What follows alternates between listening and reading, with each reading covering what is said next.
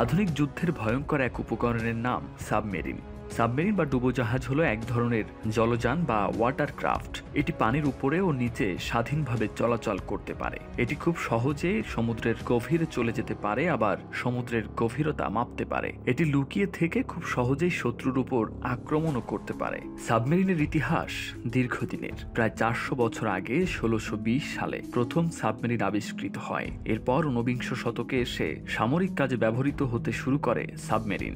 ইংল্যান্ডের রাজা প্রথম জেমসের অধীনে রাজকীয় নৌবাহিনীতে কর্মরত কর্নেলিয়াস জ্যাকবজন ড্রেবেল নামের এক ডাচ নাগরিক 1620 সালে সাবমেরিন আবিষ্কার করেন বলে জানা যায়। তার আবিষ্কৃত সাবমেরিনটি ড্র্যাবেলীয় সাবমেরিন নামে পরিচিত হয়ে আছে। এরপর প্রথম বিশ্বযুদ্ধে সাবমেরিনের ব্যবহার ব্যাপকভাবে বেড়ে যায়, তবে সবচেয়ে বেশি ব্যবহৃত হয় দ্বিতীয় বিশ্বযুদ্ধের সময়। তখন সাবমেরিনই ছিল আমেরিকার প্রধান অস্ত্র।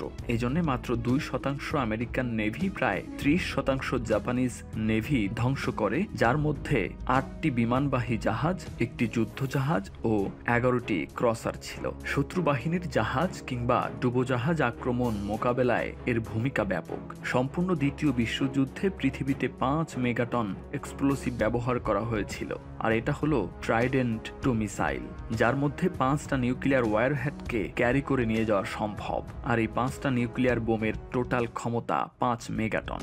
আমেরিকার একটা সিঙ্গেল ওয়াইহো ক্লাস সাবমেরিন এরকম 24টা মিসাইলকে ক্যারি করে নিয়ে যেতে পারে। তাহলে বুঝতে পারছেন যে একটা নিউক্লিয়ার সাবমেরিনের মধ্যে কতটা ভয়ঙ্কর ফায়ার পাওয়ার থাকতে পারে।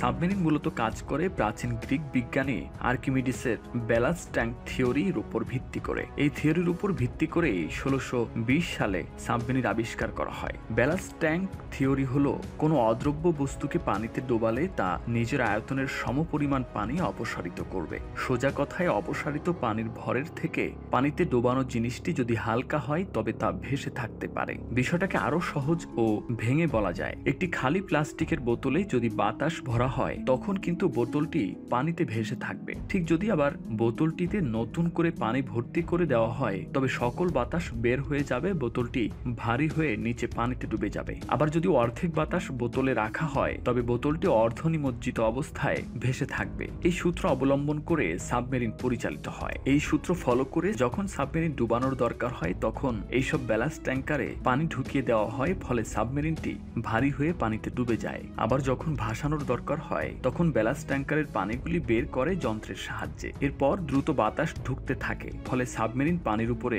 ভেসে ওঠে। তবে এতে করে সাবমেরিনের ভেতরে চাপের কোনো পরিবর্তন হয় না।